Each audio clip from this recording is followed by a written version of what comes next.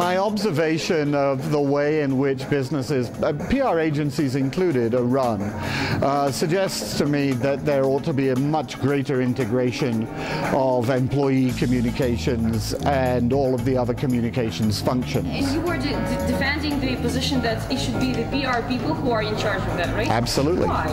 Well, first of all, I think PR people should be in charge of pretty much everything. I think that most happening in your case. yeah, I think that the world would be a better place if public relations people had more responsibility generally. I think actually in a lot of organizations, HR still tends to be a very technical function, and so HR people are good at communicating raw, factual information. But I think the kind of communication that I'm talking about, helping employees understand their role in building the brand, helping them understand that every time they interact with an outside individual, they are shaping the reputation of the organization. I'm not sure that I think that that's a core competence of HR. I think the principle is that everybody in your organization is part of your public relations team, whether you like it or not. If you look at companies that deliver a great brand experience, Virgin Atlantic, the airline, is one of my favorite companies. All of Virgin's employees seem to be aware that they are there to make your experience better and to make you like Virgin a little more. And if you look at some other airlines, that's obviously not the case. Public relations people are the people who are best prepared to, first of all, manage multiple stakeholders. I mean, there are other parts of the organization, marketing, finance, human resources, which are good at managing one stakeholder group. So HR people are fine at managing just employees. Finance people are good at managing just investors. Marketers are good at managing just customers. But I think that companies have to start dealing with people in the whole, to recognize that people are not just employees, they're also customers and shareholders and voters and members of the community. And PR people are the only ones who understand all of those stakeholder groups and how to communicate with them. Sharing information with employees is about, in some ways, it's about giving up control.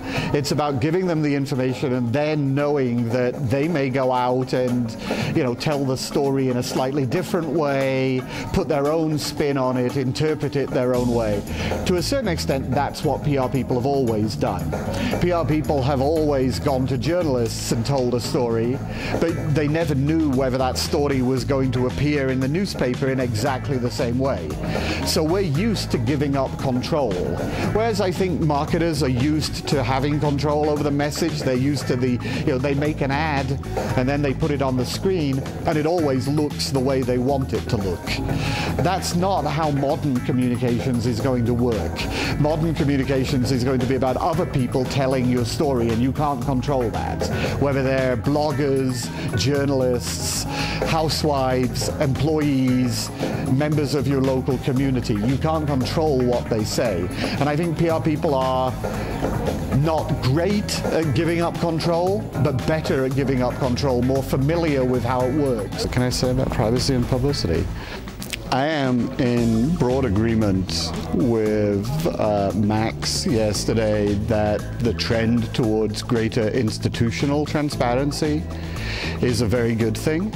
I think that the more that we know about corporations and other organizations that have a large impact on our lives, the better it is. I think it allows for informed consent when it comes to purchasing decisions and other activities. That generally is a good principle for public relations people to respect. And I think that generally those countries that have higher transparency have better governance.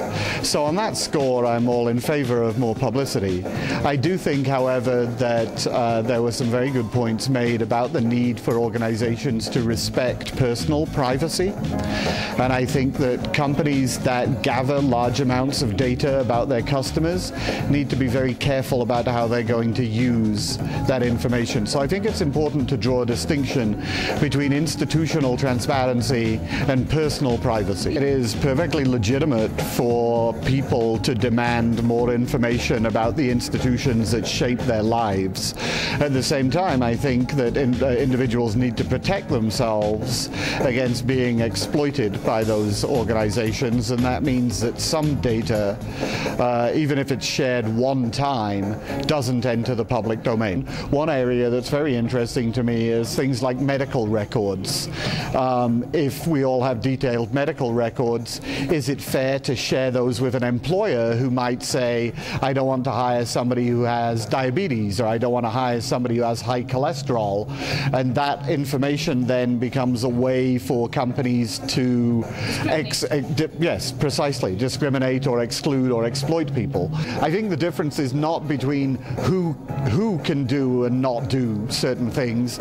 It's about what kind of information it's legitimate to share and what kind of information it's not legitimate to share. But if we think about the types of information that are not legitimate to share, say credit card, why are we afraid of sharing it? Because we are afraid of people kind of abusing this knowledge, right? And using it for themselves. I think we are somewhere in the future where we will be at the point where we can really trust the whole world and we can open our credit card information without being afraid of what might happen after that. No.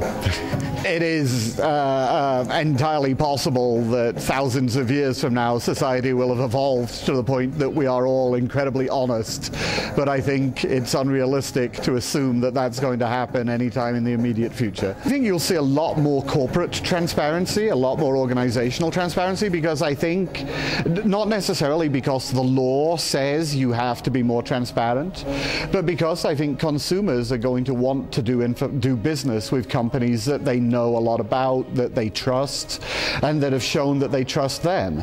And that means that those companies that choose to share more information will be at a competitive advantage in the marketplace.